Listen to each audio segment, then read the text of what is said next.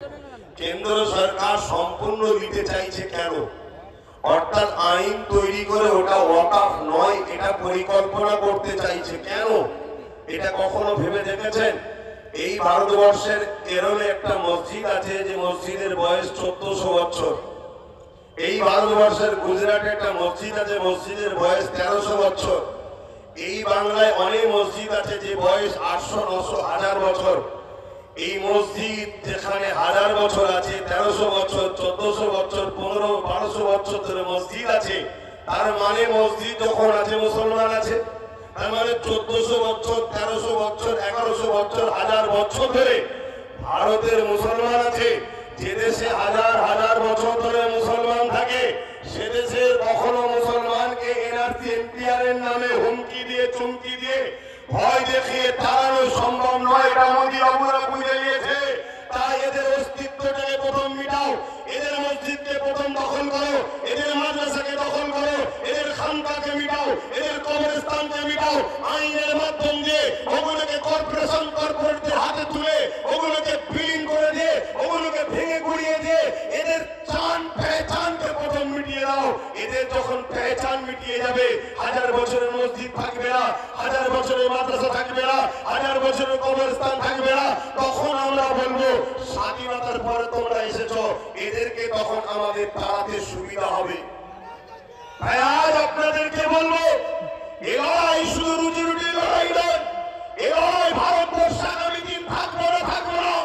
এই লড়াই আমাদের বাচ্চারা ডিটেনশন ক্যাম্পে যাবে না স্বাধীনভাবে মাথা তুলে বাঁচবে।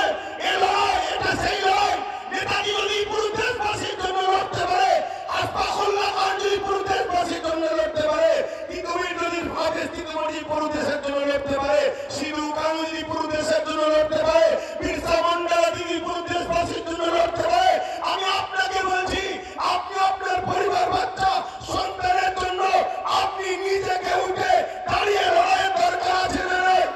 কারা লড়াই করতে পারবেন উঠে দাঁড়িয়ে যান, কারা লড়াই করতে পারবেন না দাঁড়িয়ে যান। তবে লড়াই সংবিধানকে মান্যতা দিয়ে হবে, কারণ আমরা সংবিধানকে প্রতিবাদ জন্য এসেছি। এই লড়াই সংবিধানকে মান্যতা দিয়ে হবে। আজকে বড় দুঃখ লাগে রাজ্য সরকার সে ওয়াকফ বিলের পক্ষে না দাঁড়িয়ে বলেছিল ওয়াকফকে সংরক্ষণ করে দেবো, বলেছিলেন তো নাকি? আজকে আপনাদেরকে একটা ছোট তথ্য দিয়ে যাচ্ছি, সময় কম। উত্তর 24 পরগনা আব্বাস আলী বুড়াখাল বলে একজন আল্লাহর ওলি রয়েছে, তিনার 900 বিঘে জায়গা ছিল। রাজ্য সরকারের দয়াতে সেই 900 বিঘেটা এখন আছে হচ্ছে মাত্র 92 শতক। কত বিঘে জায়গা? 900 বিঘে জায়গা আছে কত? 92 শতক। তাহলে বাকি জায়গাটা কে ছেড়েছে?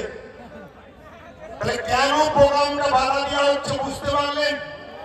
কিন্তু এরপরও আপনাদের জানাই, কিছুদিন আগে এই বাংলাতে বিজেপির একজন দায়িত্বশীল ব্যক্তি সে প্রোগ্রামের মধ্যে প্রকাশ্য বলছে বাড়ি বাড়ি অস্ত্র রাখো, ধারালো অস্ত্র রাখো, তাকে বন্দী করা হবে না, তাকে প্রোগ্রাম করতে দেওয়া হবে।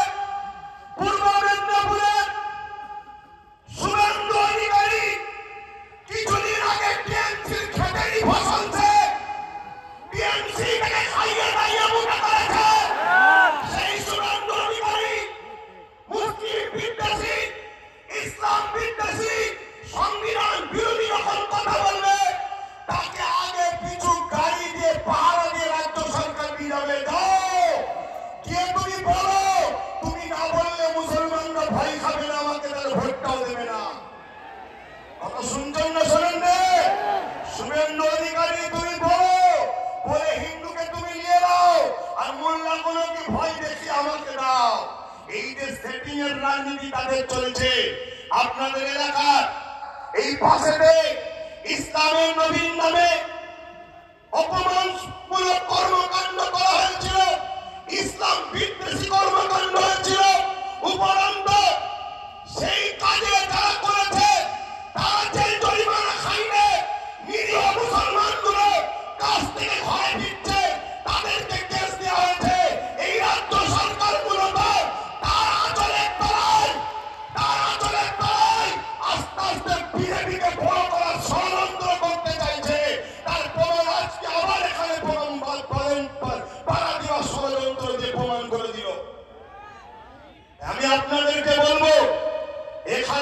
কিছু সময় নেই কথা বলার।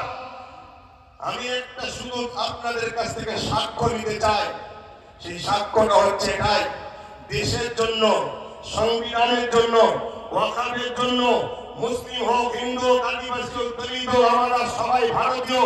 প্রত্যেকটা মজলুম অসহায় ভারতীয়র জন্য আগামী দিন কলিকাতার রাজপথে যেদি ডাকি আপনারা যেতে রাজি আছেন? হাত বন্ধ করে বলুন তারা যেতে রাজি আছে। এই হাতটা তুলে রাখবেন, হাতটা তুলে রাখবেন, অঙ্গীকার করছেন তো? হাতটা তুলে রাখেন, অঙ্গীকার করছেন তো? হাতটা তুলে রাখেন, অঙ্গীকার করছেন তো? এই অঙ্গীকার যেন মিস না হয়। কেন আগামী দিন আমি টার্গেট করেছি কত রুখবে কলিকাতার বুকে 20 থেকে 30 লক্ষ লোকের একটা জমায়েত করার প্ল্যান তৈরি করছি। কত রুখবে দেখবো সেদিন আমরা। কি আপনারা পারবেন না? পারবেন না? কিন্তু আমরা গাড়ি ভাড়া দিতে পারবো না, খাওয়া দিতে পারবো না। কেন যারা গাড়ি ভাড়া দেয়, খাওয়া দেয়, মূলত তারা তোমাদেরকে ভাড়াটিয়া ভ্রো করে গোলাম হিসাবে নিয়ে যায়। আমিও দণ্ড দেব না। আপনি যাবেন আপনার দেশের ভালোবাসায়, আপনি যাবেন আপনার সংবিধানকে বাঁচাতে, আপনি যাবেন আপনার শিক্ষা, স্বাস্থ্য, বাসস্থান, কর্মসংস্থানের অধিকারকে দেওয়ার জন্য, আপনি যাবেন আপনার ধর্মীয় স্বাধীনতাকে বাঁচাবার জন্য, আপনি যাবেন